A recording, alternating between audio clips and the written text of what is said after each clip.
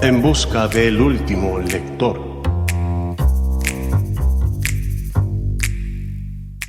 Hola Carlos, ¿cómo estás? Hola Jan, ¿qué tal? Aquí bien, y recibiendo el nuevo año entre bombas y medianoches, como dice, ¿no? Sí, justo sí. Me estaba provocando decir algo así como buenos y muy neocoloniales e imperialistas días de enero de 2026 y tal cual. Hemos empezado con todo este año. No sabes, o sea, yo creo que sí. Año 2026, año donde el orden internacional pasó a convertirse en desorden internacional, puesto que ya creo que se nos acabaron las certezas, no sabemos hacia dónde vamos en este 2026, pero bueno, hay que seguir sonriendo y seguir leyendo sobre todo, así que nada, me gustó encontrarte en enero del 26. Sí, ya estamos en un nuevo año, así que eso, al menos trataremos de ser positivos en este programa, a pesar de todo lo que anda pasando allá afuera, ¿no? Sí, de hecho no, para no perder la costumbre, acá ya saben que hablamos de literatura peruana y hablamos embestidos de la idea de que eso de estar fuera del Perú desde hace buen rato nos da cierta perspectiva para leer y entender un poco las cosas que pasan en nuestro país y hacer esto a través de la literatura, o sea, de las novelas, de las historias que se escriben acerca del Perú y que, como saben los que ya nos siguen en este programa, en nuestro 5º capítulo del último lector, sabrán que hemos tratado de darle un orden histórico cronológico. O sea, no es que hablemos de autores necesariamente del pasado, podemos hablar de autores del presente, pero hemos tomamos novelas o historias que están relacionadas con épocas, más o menos de las épocas históricas del Perú justamente, y en ese caminito ya nos hemos llegado en este 5º episodio a los finales, a la parte final del siglo XIX. En el capítulo 4 estuvimos hablando de las tradiciones peruanas, que si bien es cierto habla mucho del virreinato, fueron escritas en el siglo XIX por Ricardo Palma y estuvo bueno ese episodio, y ahora hemos venido con un personaje que de hecho es de la misma época, de hecho es del mismo círculo, de hecho eran casi que amiguis con Ricardo Palma, pero bueno, no me voy a adelantar, voy a dejar que Carlos sea quien nos diga a quién hemos elegido en este 5º capítulo del último lector para hablar. Hemos tomado uno de sus libros y hemos decidido hablar de él, y ya van a escuchar ahorita qué es lo que traemos alrededor de este personaje, que además, y esto es importante, no es escritor, es escritora. Así es. Sí, justamente un poco para seguir en esta suerte de cronología, a pesar de que pueden ver los episodios en cualquier orden, hemos escogido hoy día más bien a una escritora súper importante peruana del siglo XIX, que nace exactamente, la fecha es el 11 de noviembre de 1852, y nace en un pueblo pequeño de los Andes. Ella es Clorinda Mato de Turner, que muchos de ustedes deben haber escuchado de ella. Su libro más conocido es Aves sin nido, su novela, ¿no? Y esa es la novela que vamos a comentar el día de hoy. Es una novela del siglo XIX, es una novela romántica, es una novela que retrata el mundo indígena, ¿no? Y bueno, otros detalles más. Algunos, para no entrar tan rápido a la novela, quizás algunos datos históricos sobre Clorinda Mato. Su nombre real fue Grimanesa Martina Mato Usandivaris, ¿no? Entonces, y que nació en Cusco, y en una zona, una hacienda, una cercana hacienda de sus padres, que se llamaba Paullo Chico. Pues ella fue muy escritora desde joven, ¿no? Eso es lo primero que habría que pensar.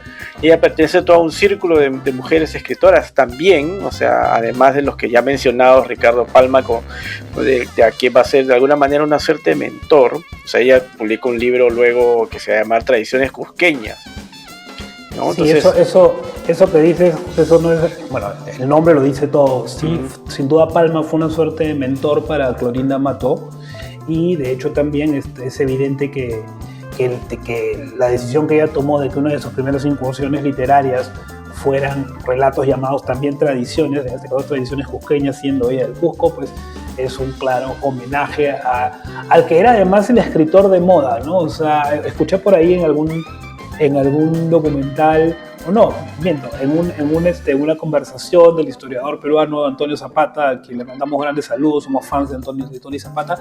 Él decía que Palma en su momento era una suerte de Vargas Llosa, ¿no? Como fue Vargas Llosa en vida, en Perú el escritor más influyente, referencial y relevante de su época, bueno, Palma lo fue en la época en que Florinda Matto pues estaba, como dicen, haciendo sus famosos pininos, empezando, lanzándose. Dicho de paso, ella empezó muy joven.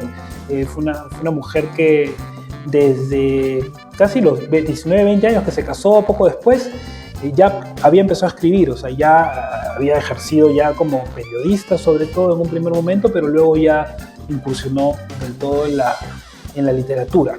Y es de una época que, como hemos dicho, también es muy importante para la historia peruana, puesto que ella nació, como decíamos previamente, ella es de 1852, lo cual quiere decir que cuando ella se casó en 1871, de ahí toma el segundo apellido, el de Turner, el apellido de su esposo, que era un inglés, me parece un empresario inglés, un comerciante inglés.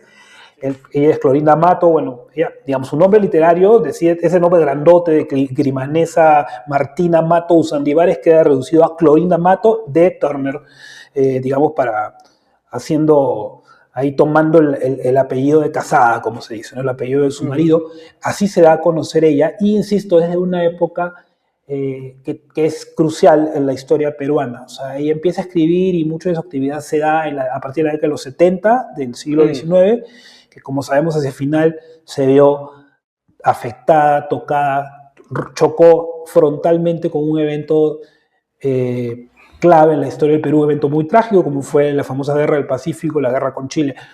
Todo eso, mucho de eso influye en los temas y en las historias que va a contar Matto de Turner.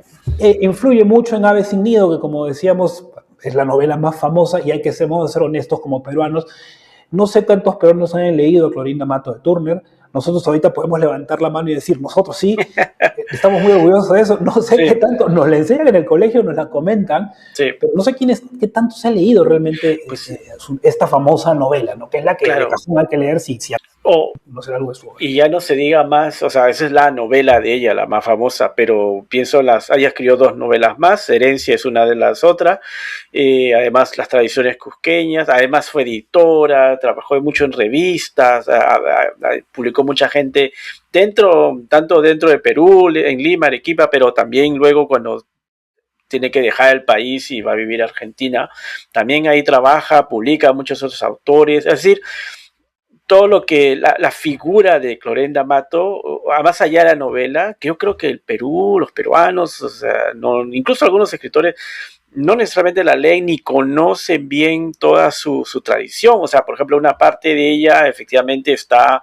digamos, conectada a la figura de Ricardo Palma, pero luego va a cortar con esa figura porque, bueno, se acerca más a González Prada, digamos, ¿no? Y eso también tiene que ver con haber vivido ese proceso terrible que fue la guerra con Chile y cómo la guerra con Chile afecta las sensibilidades, las subjetividades de todos los peruanos, tanto obviamente los tañeños y los de Arica, etcétera, que van a pasar a ser parte de Chile, los limeños que, digamos, pierden todo, ¿no? Y luego toda la parte de la guerra que está en el Ande, etcétera, que bueno, que yo sé que no es el tema de hoy, pero digamos, hablar de la guerra con Chile es entender también cómo eso afecta a todos los escritores, toda la cultura peruana, a todos los niveles de la política, de la economía social, ¿no? de nuestro país.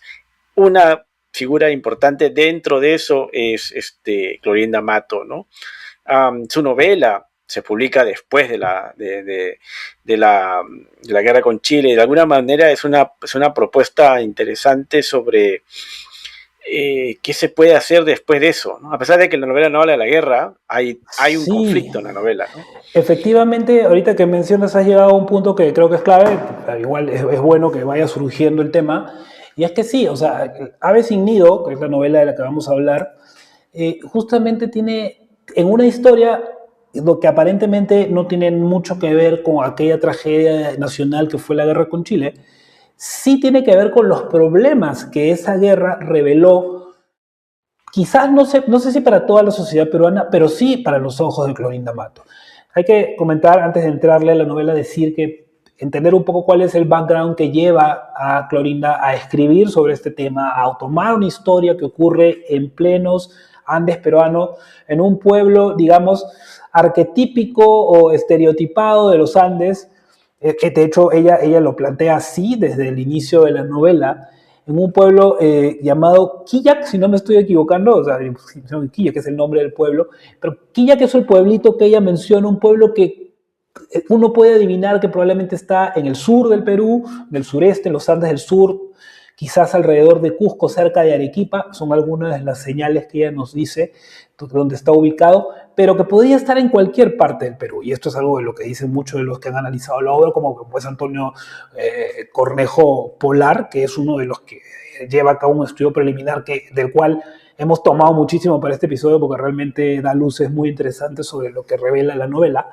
Y entonces este pueblito resulta un pequeño mundo, un pequeño universo donde se van a concentrar los que Clorinda Mato considera los grandes males, los grandes desafíos que han dejado de alguna manera fragmentado al Perú, postrado, dividido, en los que nos han llevado a esa tragedia. Insisto, ya la guerra con Chile nunca se menciona, pero queda claro que las consecuencias, lo que reveló esa guerra de los peruanos, muchos de los males sociales del país, fueron el insumo principal que tomó Clorinda para escribirla. Y eso vamos a comentarlo con más detalle más adelante, pero es muy interesante esto, ¿no? Hay que decir que Clorinda también pues, es una escritora romántica al 100%, en el Sí. sentido, ¿en qué sentido? Justamente en el sentido de, para empezar del nacionalismo, por ejemplo, para empezar de la pintura, de la imagen que ella hace de esta época, de los sentimientos que aborda, de cómo están tratados sus personajes, todos estos, digamos, todas estas emociones y este imaginario típico del escritor romántico está presente Claro. en Ave sin Nido, en la prosa de Ave Sí. sin Nido, en el estilo. Sí, Si quieres, el lenguaje, ¿no? Todo exacto. el lenguaje. También el tema, la preocupación por la educación, ¿no? Que es algo muy del siglo XIX, en términos románticos, pero no porque la novela sea, digamos, solamente digamos, tiene una historia de amor, pero no tanto por eso, sino por la exaltación de los sentimientos, ¿no? Como tú has dicho bien, la del nacionalismo es uno de ellos, ¿no? O sea, ser peruano, ¿no? O sea, ¿qué significa ser peruano? Y ahí la novela plantea ese problema de la nación peruana, ¿no? Que es algo muy que sucede en muchas de esas novelas del siglo XIX. Antes de pasar a esa parte, quisiera leer una cita de Clorinda Mato sobre ser cusqueña, ¿no? Lo que escribió en su libro Viaje de Recreo, que es una suerte de libro de crónicas de sus viajes por Europa, por España, por Francia, etcétera, y Alemania. Lo leo muy rápido, dice así en una cita: detesto el agua tibia y los temperamentos indecisos, por eso amo y odio con llaneza y ardor, y lo que emprendo llega a la cima. Esta gira europea misma que estoy realizando sola, cumplidos ya los 50 años de existencia, es manifestación comprobatoria del carácter cimentado en la sentencia shakespeariana ser o no ser. Si no nací en Londres, nací en el Cusco y me siento llena de orgullo legítimo. ¿Por qué no confesarlo? El disimulo de nuestras espontaneidades es hipocresía. Yo la detesto del mismo modo que detesto el agua tibia. Y esa cita es muy, o sea, digamos, lo escribe en su viaje por Europa y llegando a los 50 años. A mí, después de haber leído, realmente me ha emocionado mucho por cómo ella, siempre estoy seguro que siempre lo tuvo muy claro, ¿no? Pero Dios lo escribe, lo manifiesta su identidad cusqueña, peruana, pues sí, hay que afirmarlo, no hay que ser o no ser, como lo que es el problema, que muchos teóricos, muchos sociólogos, cuando han analizado el Perú, digamos, siempre mencionan que algunos de los problemas es que son y no son al mismo tiempo. O sea, una suerte de ser y aparentar, ¿no? Entonces, aquí Clorinda dice, no, hay que decidir y no hay que hacer agua tibia, hay que decir, estar orgullosos de lo que somos, ¿no? Eso me pareció una buena manera también de englobar su literatura y su forma de pensar, ¿no? Es decir, soy escritora, soy mujer, soy peruana y todos son los temas que me interesan, ¿no? De hecho, estaba pensando ahorita que lo comentabas que de alguna manera es interesante porque hay una evolución. El momento histórico que escribe la novela, o el momento de vida, ¿no? Los años que le tocó vivir, como decías hace un rato, ella empieza entre sus primeras incursiones literarias son estas tradiciones cosqueñas, en las cuales pues muestra pues evidentemente admiración, cercanía, con Ricardo Palma y con la propuesta de Ricardo Palma, porque esto también es un tema muy interesante que deja notar esta novela. Ella pasa de ser como Ricardo Palma, que en el episodio donde hablamos de las tradiciones mencionábamos que era un tipo que al final buscaba la construcción de una nacionalidad peruana en base a no perder la herencia del virreinato, la herencia de lo que fue la colonia. De alguna manera Palma quiere construir una historia peruana, quiere construir una peruanidad, una nacionalidad peruana a través del arte, en la cual pone en valor lo que fue el virreinato, pone en valor al Perú conquistado, al Perú colonizado por los españoles, y lo pinta con un barniz, digamos, enaltecedor, agradable, como, digamos, no se fija en digamos, en todas las partes más feas, más desagradables, más duras de lo que supuso la colonia y el virreinato en Perú, sino que le da un toque más también romántico, también de decir, no, pues no fue un pasado tan malo, fue un pasado bonito, fue un pasado del que podemos rescatar y en el cual podemos basar nuestra nacionalidad. Clorinda Mato arranca por ahí, pero el hecho traumático que se atraviesa la guerra con Chile lo cambia todo. O sea, es una tragedia tan grande que revela cosas tan tremendas como, por ejemplo, la división brutal que había entre las grandes ciudades peruanas de la costa, las grandes ciudades, las más ricas, donde está el comercio, qué sé yo, contra los pueblos de la sierra, donde vivía la mayor parte de la población indígena, que era la gran mayoría de los peruanos. Ellos vivían en la sierra, en pueblos olvidados, en pueblos donde la norma era el abuso, la explotación, a donde llegan los de las metrópolis, los de las ciudades, a ser las autoridades del pueblo o que han vivido ahí por generaciones, pero que siempre han mantenido vigente este esquema de abuso heredado de la colonia, donde el indio es poco menos que un esclavo y donde los dueños y los abusadores y los explotadores pues son los criollos, los blancos, ¿no? Esta figura, durante la guerra con Chile, también para entender de dónde surge el interés de escribir una historia como Aves sin Nido, quedó francamente revelada porque, y eso es algo que podremos ahorita hacer un paréntesis para comentar inevitablemente, antes de entrarle netamente a la trama de la novela. ¿Qué pasa? En la guerra con Chile uno de los fenómenos más fuertes es que cuando ya los chilenos habían llegado hasta Lima, cuando toda la guerra, que empezó en 1879, para 1881 los chilenos ya se habían tomado Lima. Este es un dato que también lo saco de Tony Zapata, a propósito, seguimos mencionando al amigo Zapata. Él menciona, la guerra con Chile empieza en 1879. Para 1881 los chilenos ya estaban en Lima. Estamos hablando de que a lo mucho un año y medio tuvo que pasar para que ya los chilenos se hayan tomado el Perú.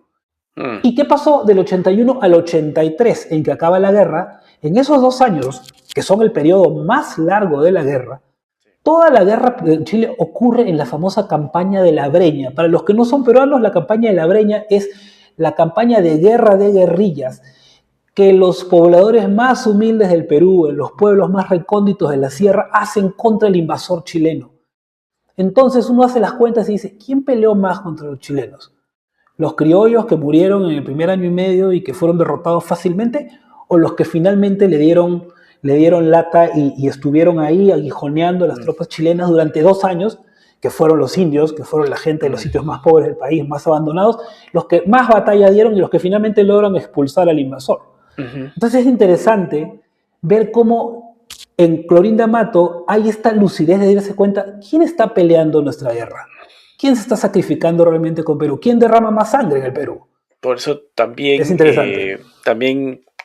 Clorinda estuvo a favor de Cáceres, ¿no? O sea, en la guerra, ¿no? Eso le va a costar, porque va a criticar mucho a Piérola, y eso le va a traer, pues, el exilio. Pero Justamente Cáceres, por si acaso paréntesis para si no lo sabe, Cáceres es el gran general, el mariscal luego, que dirigió esa campaña de la Breña. Él fue el que dirigió a todos estos indios campesinos que defendieron al país. Paréntesis también, recomendamos el libro de Carmen McEvoy que se llama La Guerra del Pacífico, publicado por el Instituto de Estudios Peruanos. Hace muy poco, el libro salió, si no me equivoco, hace 1 o 2 años. Es un libro pequeño. Si no saben nada de la Guerra del Pacífico, la Guerra de Perú, que involucró a Chile y Bolivia, es un libro básico, pequeño, rápido de leer, pero que te cuenta todo, justamente lo que no vamos a comentar porque es larguísimo y no es el tema de hoy, pero un detalle es que además Clorinda Mato fue también muy amiga de Antonia Cáceres, que es la hija de Cáceres, ¿no? De Avelino Cáceres. Entonces ahí también hay todo digamos, el tema de Clorinda Mato también, además de la guerra, implica también su relación con esas otras escritoras, como le acabo de decir, Antonia Cáceres, pero también ¿cómo se llama? Mercedes Cabello Verbonera y otras más, Elvira García, bueno, de un montón de grupos de mujeres de fin del siglo XIX, principios del XX, que son Teresa González de Fanning, o sea, bueno, personajes importantes de la historia del Perú, que la gente conoce los nombres, pero de repente no conoce nada de ellas, ni de lo que han escrito, ni lo que han hecho. Entonces son referentes a muchas veces vacíos, que yo creo que sí es importante que se acerquen, busquen los libros de Clorinda, los libros de estas escritoras, quiénes son, qué hacían, cuáles eran su propuesta, cómo pudieron ser escritoras en un Perú del 19, donde las escritoras pues no estaban bien valoradas, ¿no? No solamente en el Perú, sino en el mundo, ¿no? Pero ya en el Perú con mayor razón, ¿no? Me parece interesante porque ya estamos llegando a algunos puntos que creo que son claves para entender qué pasa con Ave sin Nido, ¿no? O sea, cuál es el valor de Ave sin Nido y cuál es el aporte. Uno, después del trauma de la guerra, lo que escritores como Clorinda y otros se ven llamados a hacer es a refundar a un país que está hecho añicos, ¿no? Un país que está en las cenizas.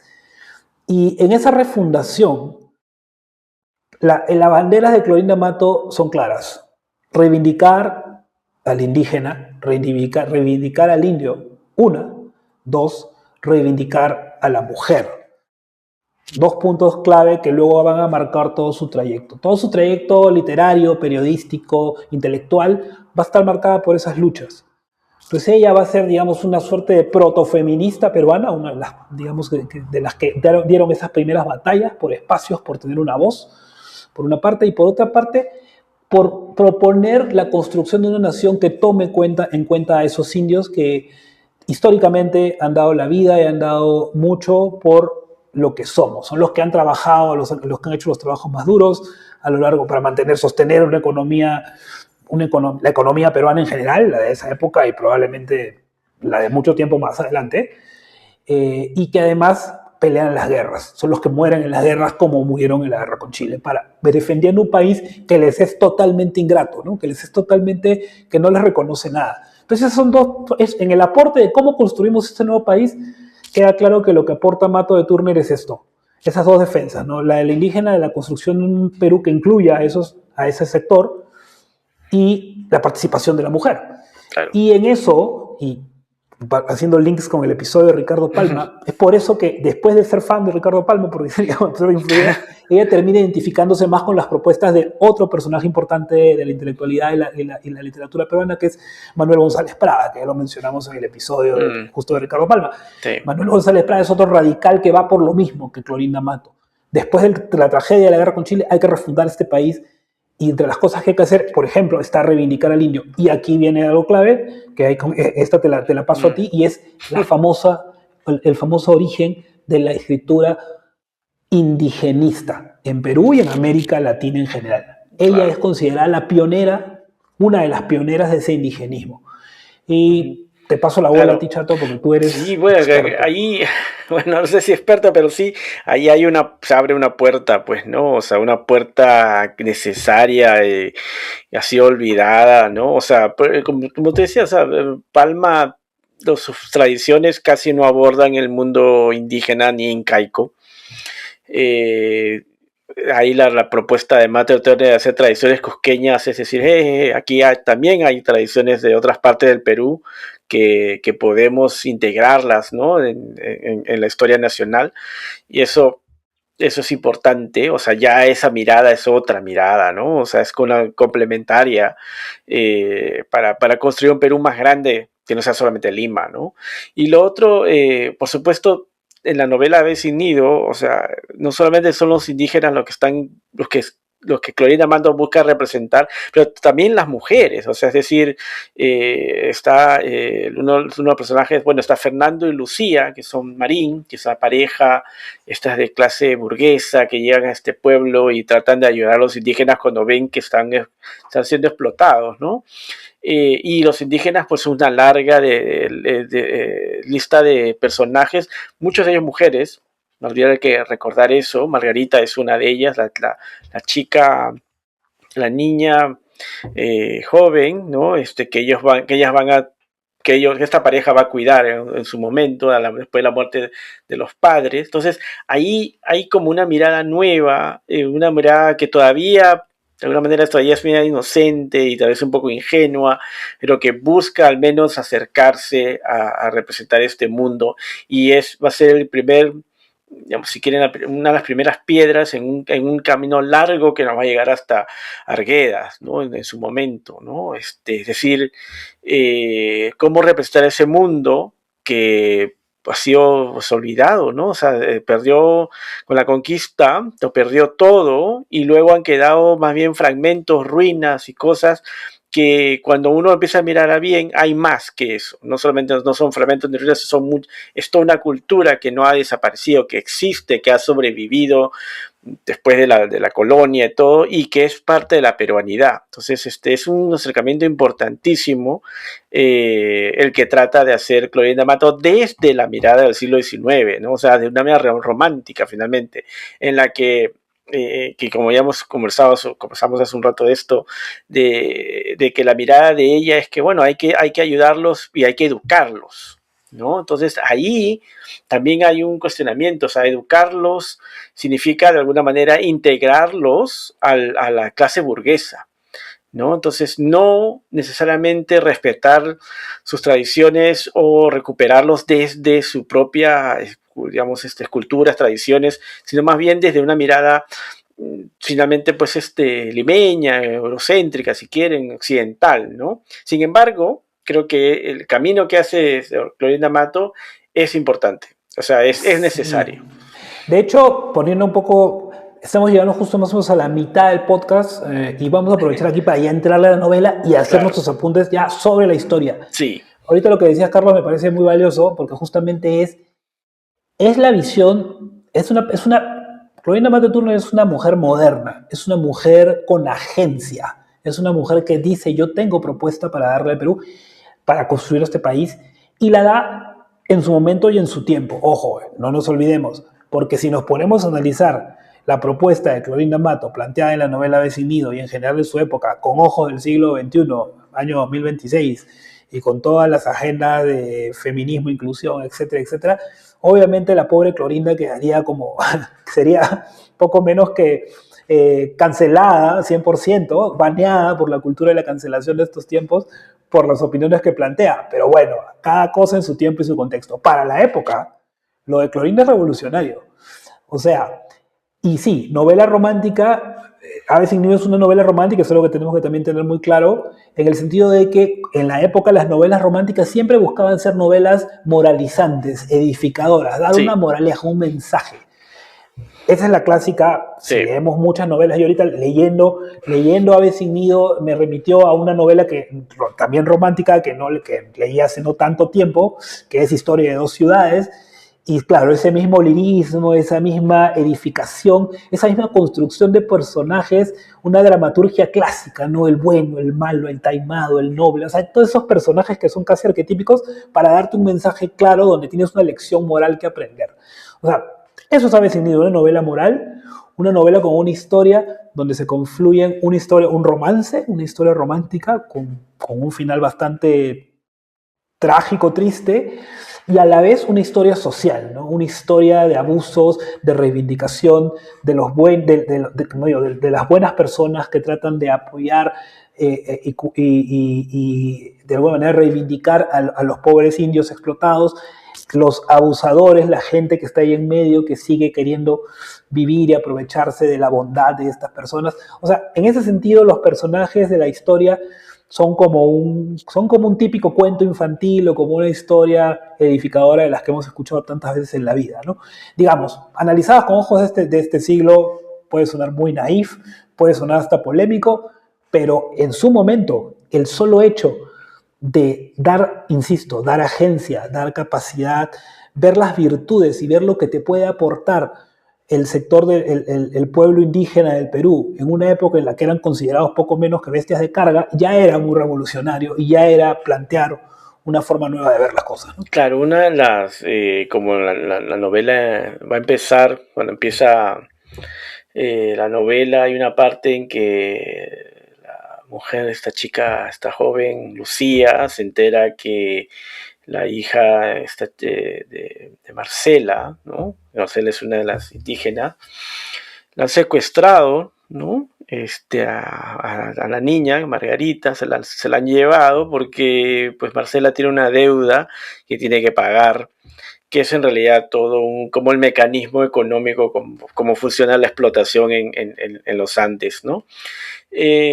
Y ya ella, pues Lucía, la mujer, se indigna. ¿Cómo es posible que hayan secuestrado a esta niña? Porque le están cobrando a esta mujer 3, 4 veces más por algo que ella no debe pagar. O sea, es todo una cosa compleja, pero que ahí muestras, por ejemplo, el humanismo, la humanidad del personaje de Lucía, que trata de ayudar a esta joven indígena, para que recupere a su hija, ¿no?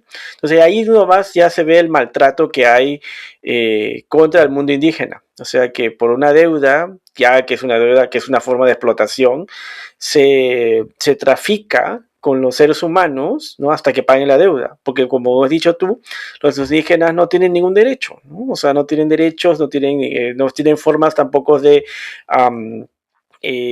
hablar y ser reconocidos por la ley para poder, digamos, hacer valer sus propios derechos, ¿no? O sea, no son reconocidos. Entonces ahí ya, eso ya es un punto revolucionario, digamos. O sea, de hecho, uno de los personajes dice, bueno, no hay que decirle esas cosas a los indígenas porque no sé que se rebelen, estas no son buenas ideas. O sea, ya poco más que es una revolucionaria, ¿no? El personaje de Lucía, solamente por tratar de ayudar a esta pobre mujer, ¿no? O sea, frente a un sistema que es opresor y colonial, ¿no? O sea, finalmente, porque de eso es, o sea, se puede ver todos esos restos, bueno, ni siquiera restos, sino la vigencia del mundo colonial en el siglo XIX, en los Andes de Perú, ¿no? O sea, de hecho, creo que es útil, ahorita que ya estamos entrando en tema de los personajes, como por ejemplo los protagónicos, que es Lucía, Marcela, hacer 2 pasitos para atrás y dejarle en claro a quienes nos escuchan.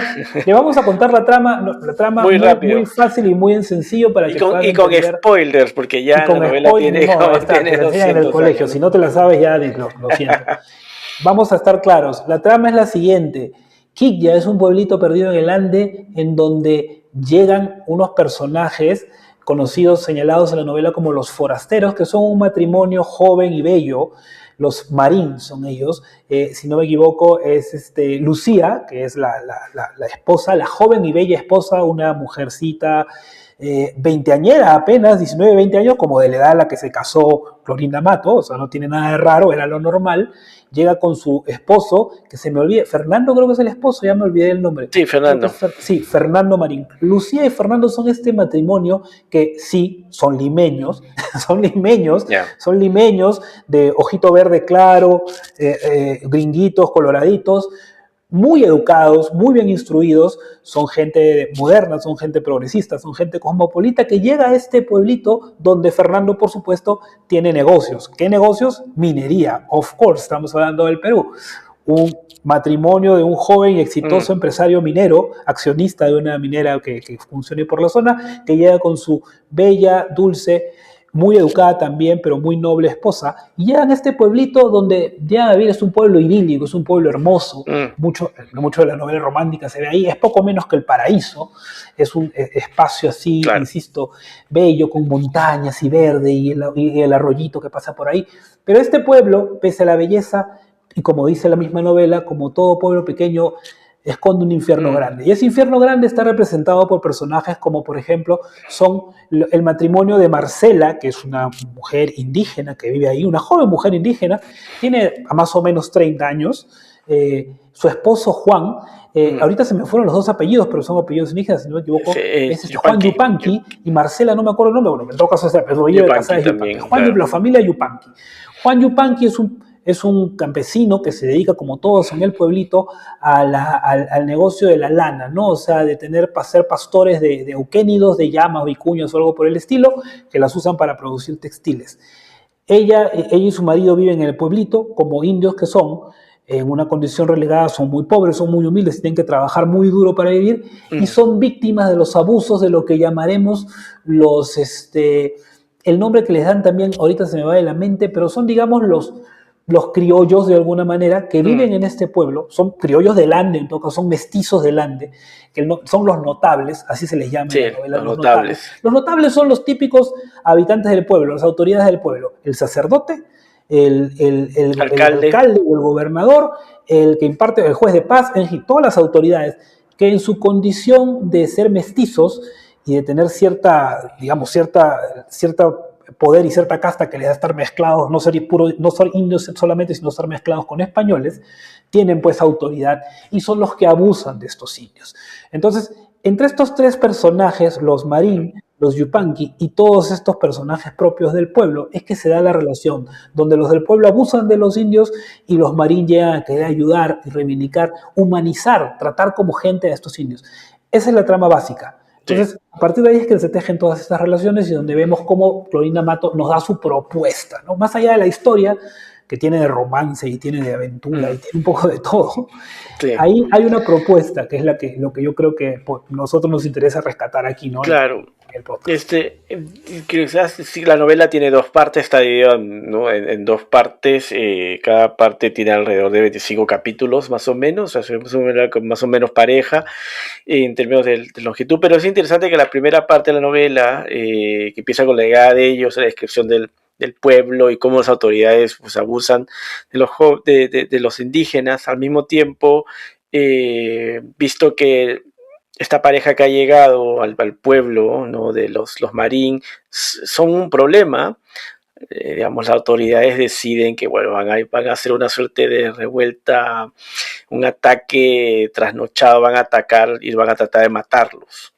Entonces así se resuelven los problemas, básicamente como en la novela. Es decir, bueno, estos extranjeros creen que saben más que nosotros, pues hay que hacer una suerte de trafa aquí y miren, vamos a contratar unos bandoleros y los van a matar.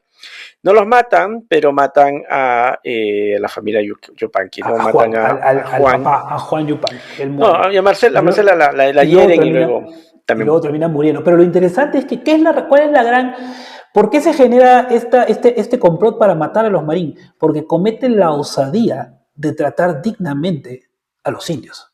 En este caso, a Juan y a Marcela Yupanqui. Y a sus hijas, que también son claves en la historia romántica. Las dos hijas también. La hija mayor, Margarita, va a ser clave en la historia romántica que se cose en medio de esta fábula social, ¿no? Claro, y eso es interesante cómo, o sea, visto desde otra perspectiva, o sea, también cómo esta pareja puede funcionar un poco como lo que sería el Estado, ¿no? Una suerte de, bueno, hemos reconocido que acá hay un problema, hay que cambiarlo, no puede ser que esto subsista esta forma de tratar a la gente, a los indígenas, a los indios y qué sé yo, entonces, ¿no? Y también es una suerte de familia protectora, ¿no? A estos indígenas. Entonces también en ese sentido la novela por momentos, siendo romántica, también muchas veces es media paternalista.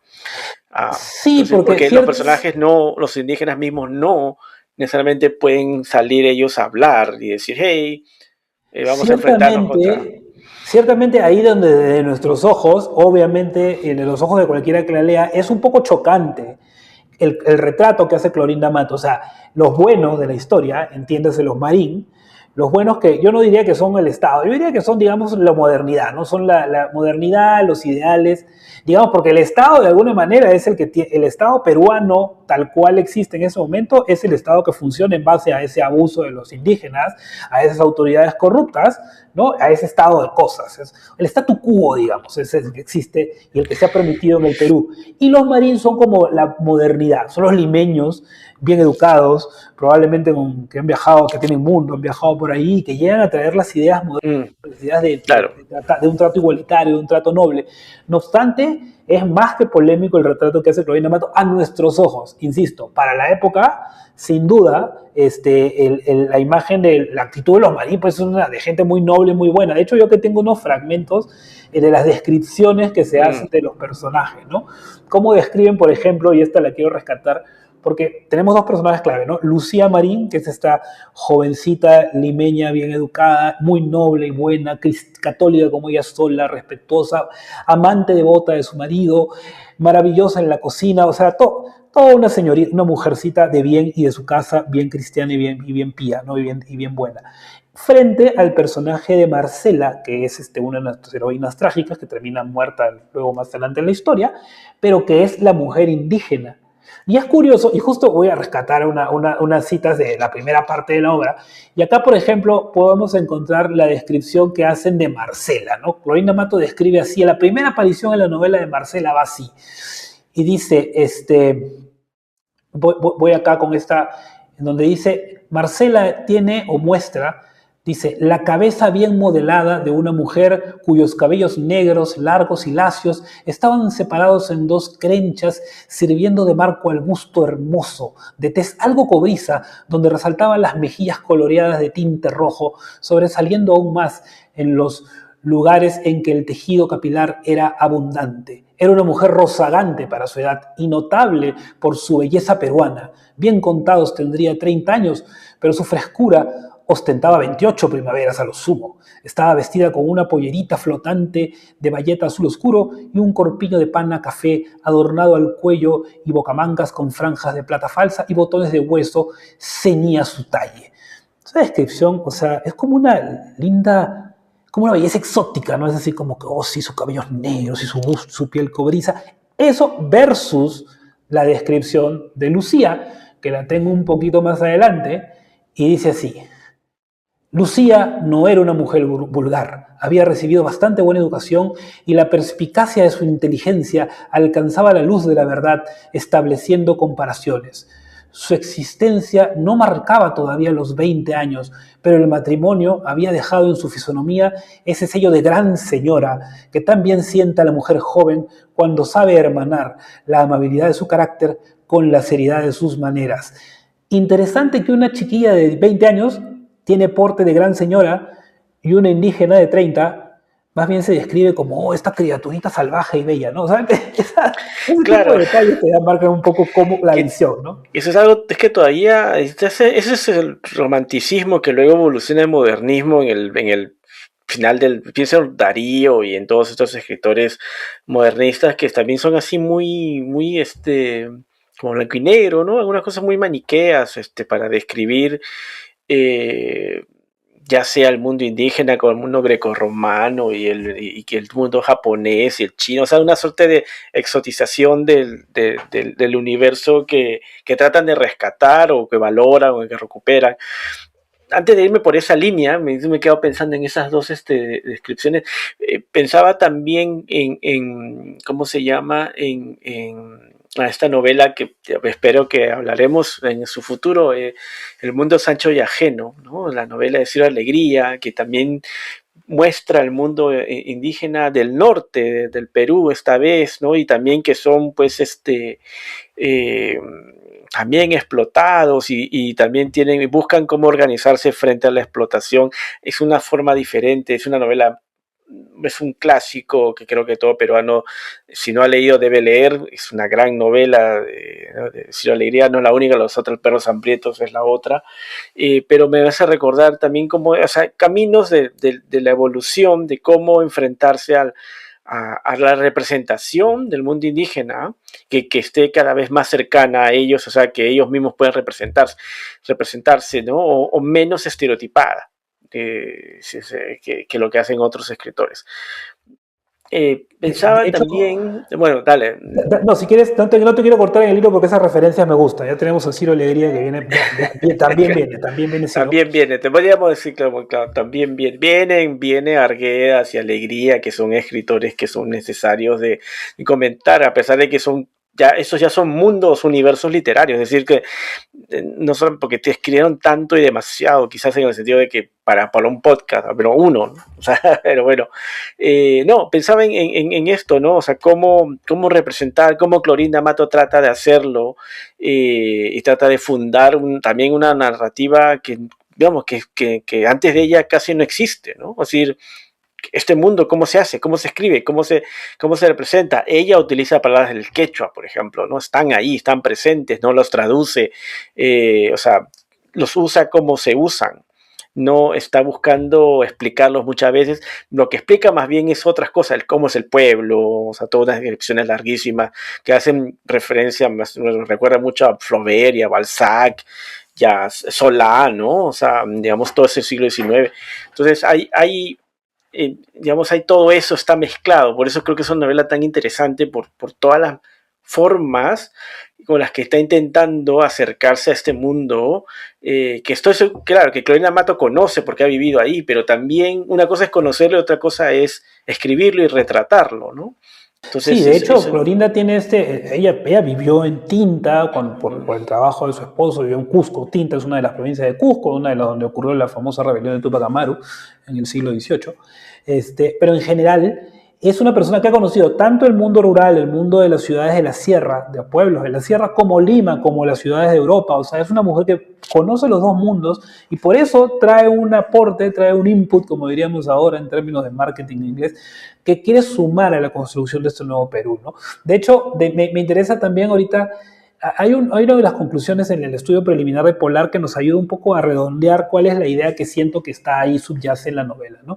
Dice, la eficiencia, esto dice el estudio Correjo Polar, la eficiencia del mensaje de Mato, de Ave sin Nido, dice, pero también de otras de sus obras indigenistas, dice, necesitaba basarse en una previa reivindicación de ciertos aspectos propios del pueblo indígena. Eso es lo que hace, lo que mencionábamos hace un rato. Tenía que acabar con muchos prejuicios y permitir que su idea central, es decir, afirmativa de la necesidad nacional de integrar a los indios a la vida republicana, fuera socialmente aceptada. O sea, estás haciendo un trabajo pionero, también hay que entenderla, ¿no? O sea, ¿cómo hacemos que, insisto, un país que ve a esta gente como salvaje, como negada para cualquier tipo de posibilidad de civilización? De hecho, la novela en muchos momentos da esas conclusiones, o sea, pintan instantes que a mí me sorprenden y que también te quería comentar. Pero bueno, dice, usa entonces el repertorio de la idealización del imperio incaico, por una parte, o sea, hay un poquito de eso, pero se preocupa además especialmente por demostrar que los indios son naturalmente buenos. Había que aclarar, son buenos, porque yo esas historias de, sí, todos los indios en Perú, la historia de mis tíos octogenarios que me han dicho el indio es traicionero y resentido, es un clásico del Perú, claro, por ejemplo. Bueno, claro. Y esto acá lo vemos clarito, ¿no? Desde ese tiempo ya está claro que hay que venderle a la gente, venderle al mundo que no son traicioneros ni resentidos, son buenas personas, son naturalmente buenos y que podrían progresar a través de la educación, que en todo momento siempre está enfatizado que si a esta gente le educamos, quizás puede haber algo en el futuro, ¿no? En otros momentos, claro, más bien el diagnóstico es medio aterrador, ¿no? Es como que no tienen salida, pobrecitos, son como animalitos. Claro. Ni modo, ya Dios les dará paz y felicidad, claro, en la otra vida, en el reino de los cielos, ¿no? Claro. Ya aquí ya no se puede hacer nada con ellos. No se puede arreglar. Pero claro que esa mirada también, es bien lo que mostramos hace un rato también era esto de cómo, o sea, la mirada de la educación como la única manera para, digamos, integrar al mundo indígena al mundo occidental, ¿no? Desde esa mirada solamente se puede hacer si los educan y si van, y de repente hasta diría hasta si van a Lima o si este pueblo se convierte en Lima, o sea, esa ya sería la exageración, pero eso es un poco lo que lo que se mira, ¿no? En cuando se leen esta novela y en el pensamiento de la época también, ¿no? O sea Ricardo Palma también tenía un poco esas ideas de esto. Los indígenas no ayudan para nada, ¿no? Sí, Eh, no se olvide que en esos tiempos, desde Europa hasta Estados Unidos y el mundo en general, mm, el racismo era un concepto absolutamente científico. Las sí, teorías que decían que estamos en plena época de vigencia del darwinismo social, donde se decía que los europeos eran las únicas razas, era la única raza superior y, digamos, asignada para dominar el mundo, mm, mientras que todas las razas de gente de color en general, independientemente marrón, negro, el color que quieran, pues eran inferiores y estaban llamados a ser los servidores del hombre superior, de la raza superior, que era pues la raza blanca, ¿no? O sea, plena claro, vigencia, en ese momento, ese tipo de ideas no eran racismo, eran ciencia, era la ciencia, básicamente. claro, Era lo que se consideraba positivismo, válidamente, científicamente válido. Entonces, también entender que lo de Clorinda puede claro. ser un intento por, pese a esas ideas que estaban en boga, tratar de decir, no, hagamos parte del Perú a esta población, que como decíamos hace un rato, es la población que siempre mantiene andando este país, cosecha, siembra los alimentos que comemos, pelea Mm. las guerras en las que nos metemos, etcétera, etcétera, ¿no? Claro, hay una cosa que también comentaba Cornejo Polar y otros críticos también lo han mencionado, es como no hay en la novela una problematización digamos, o sea, mirar a profundidad por qué el mundo indígena y estos personajes están donde están. O sea, cuál es el problema histórico que los ha condenado a esa situación de explotación, ¿no? Eso en la novela, o sea, la mita, digamos, el problema de la lana, o sea, toda esa situación que viene de la colonia no está explicado, ¿no? O sea, yo Sí. entiendo que no está todavía en la mentalidad de Clorinda y me imagino que de otros autores tampoco, pero claro, ya eso es un punto diferente, ¿no? O sea, entrar y ver que el problema del indio es un problema también económico, como lo va a decir más adelante eh, Mariátegui, José Carlos Mariátegui, es una mirada del siglo XX, ¿no? Sí, totalmente. De hecho, es claro que a la hora de repartir culpas, la novela es muy clara en ver el lado, como dice, la faz Mm, básicamente político-social, ¿no? Lo que decíamos hace un momento, entre la famosa estructura y la superestructura, mm, creo que trayendo acá a Gramsci o a Marx, creo que Gramsci más que Marx, digamos, la superestructura, que es lo que vemos, las instituciones, las relaciones sociales, todas esas tienen un fundamento de raíz, que es el acuerdo económico, la base económica vigente. Entonces, en la novela, los malos y los culpables del problema son, insisto, el cura, el cura que además, y en esto Polar también hace mucho énfasis en que Rolinda Mato está muy preocupada del tema que los curas tienen el problema de que como están sometidos al celibato, cometen toda clase de tropelías porque pues la verdad de las cosas es que nunca se van a quedar solteros ni vistiendo santos. Y obviamente se van a meter con todas las mujeres que puedan, eso es parte de la corrupción del cura. El alcalde o el gobernador, que obviamente es corruptísimo y que va a robar y sacar el pata por donde sea, el juez, o sea, las autoridades, esas autoridades, digamos, cura, juez y alcalde, son los culpables del problema, pero nunca entra más allá en decir, pero ¿quién ha construido este orden? ¿En base a qué se construye este orden? ¿Cuál es la raíz económica, como dice, histórica, económica, hablar en términos marxistas, de que este orden exista? Clorinda no entra ahí en ningún momento. Es más, Cornejo Polar señala que en una parte se menciona a un personaje tipo Don Claudio, no sé cuántos, Claudio no sé qué, no me acuerdo el nombre, o algo así, que es, no, él es el dueño de las textiles o de la empresa grande que se sirve de la explotación que ocurre en el pueblo. Pero a ese personaje se le menciona solo una vez y nunca más se vuelve a hablar de él en el resto de la novela. Es decir, el orden de fondo que construye esta sociedad injusta y abusiva, eso jamás no es un tema de preocupación de la autora, ¿no? Ya no entra claro. a escarbar ahí. Claro, que eso ya lo van a hacer, sí, sí, es interesante que no lo haga y eso lo van a hacer, pues ya está en Ciro Alegría, está obviamente en los escritos de Mana Portal, en Arguedas, ¿no? Y obviamente ya después Vargas Llosa, qué sé yo, ¿no? Etcétera, etcétera, ya del siglo XX ya hay muchos más ejemplos, pero es interesante que esa mirada no está presente Esa es una ausencia que está reclamando a sus políticos, a sus sociólogos, a sus antropólogos, ¿no? A sus escritores que busquen por qué esta situación está pasando, por qué, digamos, por qué ha sucedido esto que ha sucedido, etcétera. En fin, yo creo que ahí hay mucho pan por rebanar, pero no quisiera que nos olvidemos de hablar quizás del tema, uno de los temas más importantes, que es el tema del incesto en la novela, ¿no? Que es, finalmente la novela trata todo esto, pero uno de los temas más importantes es la relación que establece Margarita, la hija de Marcela. Los padres han muerto, ahora está bajo la tutela de los Marín, y se enamora de ese chico, este estudiante de Derecho, Manuel, en la novela pues nos vamos a enterar que hay un sacerdote secreto, ¿no? Que los dos van a terminar dándose cuenta que ambos tienen el mismo padre, ¿no? Sí, ellos no pueden realizar su amor, que es profundo y bello y hermoso y juvenil, sí. Primer amor de cada quien. Ellos dos son casi un par de santos, o sea, que es algo también interesante, claro. Como los personajes son pintados de una bondad absoluta, ¿no? O una maldad absoluta, ¿no? Claro. Los personajes, los Marín, en este caso, volviendo a Margarita y Manuel, Margarita es la hija de los Yupanqui, que queda huérfana y que es adoptada por los Marín. Manuel es el hijo del alcalde del pueblo. El alcalde del pueblo es un corruptazo, pero su hijo, para buena suerte suya y para alegría de su madre, se ha ido a educar a la capital. Y él viene de la capital, es un estudiante de Derecho, entonces él no se ha formado ni ha vivido los vicios y la corrupción de ese pueblo serrano, olvidado y triste, sino que viene con los valores del progreso y de la buena educación y los nobles sentimientos, claro, de la capital. Que eso es algo interesante, ¿no? O sea, la capital es la fuente, Lima, básicamente, es como la fuente de todo lo bueno, positivo, moderno, lo que va a salvar al país. Es un poco también una cosa que subyace y lo señala mucho Cornejo, de que de ahí vendrán todas las virtudes que pueden sacar a estos tristes pueblos adelante. Entonces, esos dos, como decía Carlos, retomando el tema del incesto y retomando el tema de los problemitas de los curas que no respetan el celibato, es justamente ahí está la tragedia, ¿no? Resulta que estos dos enamorados, jóvenes enamorados, son hijos del mismo padre, que por supuesto es un cura. Claro, que ha sido el obispo del pueblo, que ya no está, ¿no? Ya ha muerto, qué sé yo, algo así.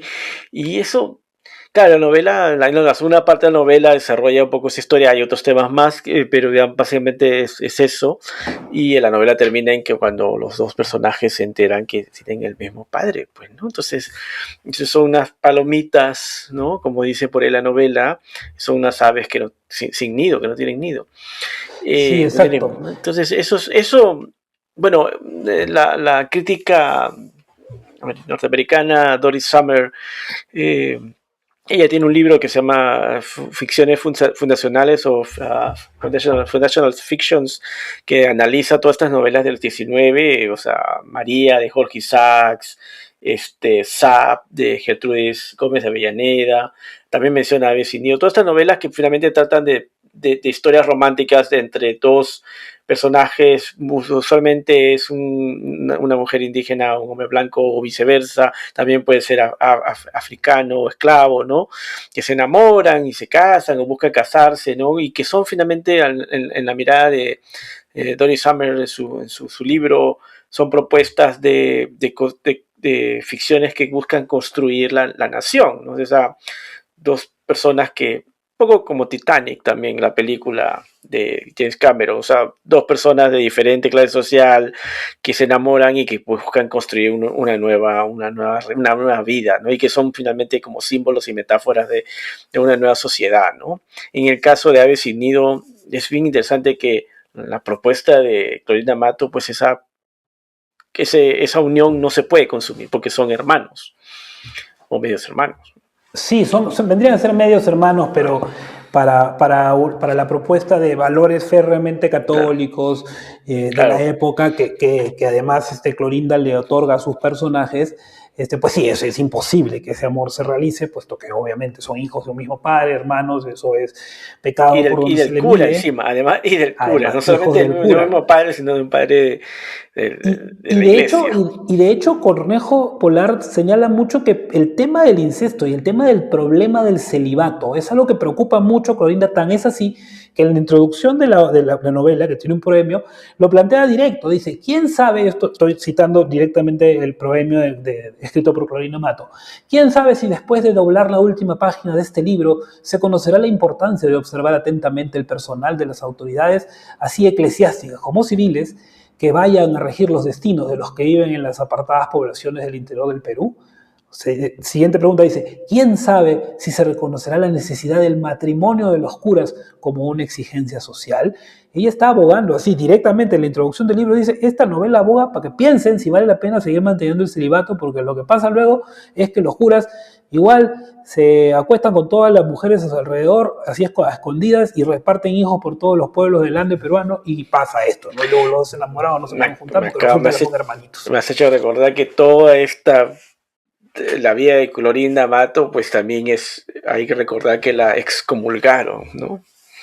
También, o sea, un poco sí, eso por lo sabía, todos. pero no sabes exactamente qué pasó, o es por la novela, ¿cierto? Es claro, una es por la parte, novela. yo creo que una parte es la novela, pero creo que hay algo más ahí. Publicó otro libro de alguien que también tenía no recuerdo bien ahorita los datos, pero finalmente todo suma, es decir, Clorinda Mato se le ve como una mujer problemática para la iglesia, ¿no? O sea, que escriba un libro donde el cura es el padre, al menos, ¿no? De dos chicos, uno indígena y el otro, digamos, burgués, clase media, mestizo, lo que quieras, ya es para la iglesia, es como, no, o sea, por favor, no publique más libros, hay que censurarlo, no, ya, ¿quién ha escrito esto? Bueno, ya, la excomulgamos, la sacamos de la iglesia, o sea, digamos, ya Clorinda, con ese libro, más sus ideas políticas, ¿no? O sea, todo eso va a terminar en que la exilien, ¿no? O sea, que va a tener que irse del país porque, bueno. Y entonces todo es interesante porque, bueno, Aves Nido es una puerta para entender todo un universo grande y complejo que es el universo de la vida política, literaria y más de Clorinda Mather Turner, ¿no? Yo creo que yo por eso que ese libro, o sea, digamos, la propuesta y termina con eso, estas pobres aves sin nido, o sea, la última palabra del libro es esa, ¿no? Y que es una metáfora de la imposibilidad también de cierta nación peruana, ¿no? De cierta reconciliación. Sí, de hecho, ahora que hablas de la imposibilidad de reconciliación y de construir una nación, de hecho, cito otro fragmento de la primera parte de la novela. Hay un momento que esta es muy fuerte, no digo que esté escrito, digo, no, con ojos de este tiempo me resulta sumamente fuerte. Esto cita directa de una de la primera parte de la novela, dice, plegue a Dios que algún día, ejercitando su bondad, decrete la extinción de la raza indígena, que después de haber ostentado la grandeza imperial, bebe el lodo del oprobio. Plegue a Dios la extinción, ya que no es posible que recupere su dignidad ni ejercite sus derechos. Está potente, ¿no? Sí, duro, duro. Está tan dolida, le duele tanto esto que dice, mejor que se extingan. Digo, es polémico, o sea, no hay todavía en este momento del inicio del pensamiento de la propuesta artística hacia un Perú posible, la posibilidad de mejor que desaparezcan estaba sobre la mesa. Claro, pero bueno, eso es un poco, bueno, pero ahí está toda la política del siglo XX, ¿no? O sea, está la guerra contra Sendero, o sea, que tanto Sendero como los militares pues mataron indígenas, ¿no? O sea, bueno, o sea, al final, o sea, digamos, es una continuación de un tipo de pensamiento que no ha dejado de existir, que no, lamentablemente en el Perú es terrible, que por eso la novela es importante porque, sí, bueno, el problema real es que el amor existe en el Perú. Existe, acá están los marín, están otras parejas, están los indígenas, están estos chicos, pero concretizar eso a un nivel más amplio es imposible, ¿no? Finalmente el cruce de razas o de clases no existe, no puede existir, al menos en mi novela, es lo que dice Clorinda Mato, ¿no?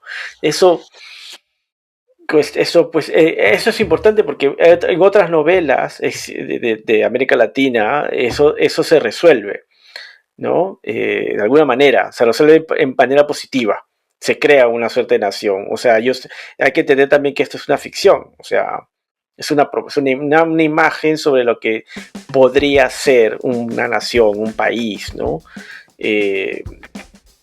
y sobre todo pensando que después de la guerra con Chile, este libro tenga esa propuesta, es como decir, bueno, nos perdimos, fracasamos en la guerra, perdimos todo esto, y esta novela también nos asume que también vamos a perder el amor, ¿no? Sí, y con todo, o sea, si bien es cierto, es polémico, como dices, es que donde la construcción de una nación posible pasa por, entre las opciones que se dan de alguna manera, pasa por, o que se extingan, digo, no está fuera de lugar. Pocos años antes, 20 o 30 años antes, en Argentina, esa fue una decisión de Estado, de hecho, ¿no? O sea, claro. entre el mestizaje con los pueblos indígenas o su extinción, optaremos por la extinción. Básicamente, Claro. me parece, fue la política Lo del argentino, Estado argentino claro. en su momento. Es el 19, es como, bueno, hay que ser modernos. ¿Y moderno qué significa? Significa ser europeo. Ser europeo significa escribir así, así, así, así, como los franceses y qué sé yo. Y bueno, el mundo indígena está bonito siempre y cuando esté en un poema y en un texto así, ¿no? Pero el mundo indígena real, en Perú, en Bolivia, en Chile, en Argentina, lo que quieran, eso no nos interesa tanto, ¿no? O sea, eso si desaparece, esa es un poco la política de los gobiernos, o sea, es una cuestión de Estado, ¿no? Eso es terrible.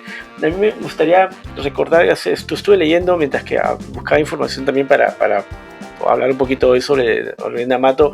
Hay un artículo muy interesante que se llama De aves sin nido al año del viento, la continuidad de dos ficciones fundacionales, que es un libro de Olga Saavedra Chávez, que publicó la Universidad de Lima. Es un artículo muy pequeño, pero básicamente muestra cómo se conecta esta novela con El año del viento de mi querida amiga Karina Pacheco, que es una novela que se acaba de publicar en inglés, ¿no? También. Entonces, un poco para que vean cómo de esa novela a esta novela, que es del 2021, 22, si no me equivoco, o sea, ahí todavía existe la conexión y la tradición que muestra cómo digamos, crear ficciones donde los personajes busquen reconciliarse. Todavía sigue siendo un tema en lo peruano, ¿no? O sea, y también está en toda la sangre de José María Argueda, ¿no? Bueno, pero ese sí ya es otro libro. Sí, eso viene después, porque además ahí ya, y eso es interesante tomar este orden de ir contando un poco la historia a través de lo que se ha escrito sobre ella, porque nos va a llevar a entender esto insisto, lo de Olorina Mato, recordemos, es pionera del indigenismo que se va a desarrollar posteriormente, y en alguno, no me parece, no recuerdo si es en la lectura de Cornejo Polar o en alguna otra, donde se hablaba de la diferencia entre lo que era indigenismo, o más bien de una condición para la escritura indigenista. Creo que es el propio Cornejo que lo dice.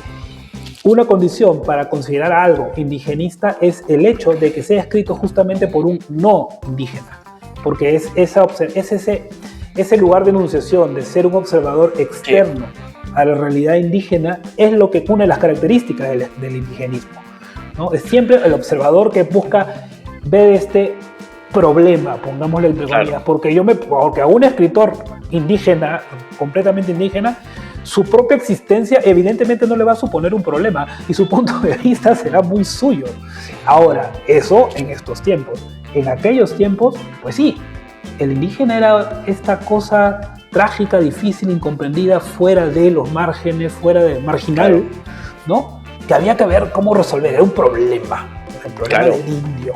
Como dice, y está claro. Entonces, felizmente estamos en tiempos donde, pues, por más que seguimos sufriendo racismo y discriminación y exclusión, etcétera, y muchos males siguen vivos, pues ya por lo menos ya hemos superado esta parte donde el indio no es un problema externo que a ver cómo resolvemos, sino que más bien cada vez entendemos mejor que como se dice en México, como dijeron en algún momento los zapatistas acá en México en el año 94, nunca más un país, un México sin nosotros. Son problemas de larga data y que duran décadas, siglos, y están siempre, siguen en conflicto y en busca de buenas y correctas soluciones. Pero, insisto, lo lindo del último lector es que vamos a leer cómo sigue evolucionando esto con otras obras y otros autores que veremos. Sí, me gustaría ir cerrando también con una idea de, bueno, Olorina Mato es una escritora que, bueno, digamos, ha sido estudiada por Cornejo Polar, pero también es estudiada por muchas otras personas.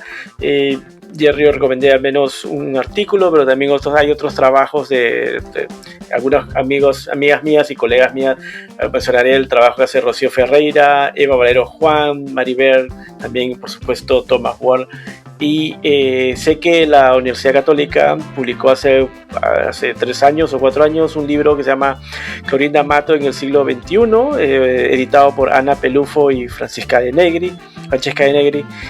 Tiene varios artículos sobre Clorinda Amato, sobre diferentes autores. Ellas son las editoras, vale la pena leerlo, vale la pena buscarlo. El libro está impreso y también se puede comprar en digital. Digamos, a mí veo que hay en los últimos, me imagino, 20 años o quizás más o quizás menos, un gran interés por rescatar la figura y la imagen de Clorinda Amato, además de las otras escritoras que ya hemos mencionado el día de hoy, ¿no?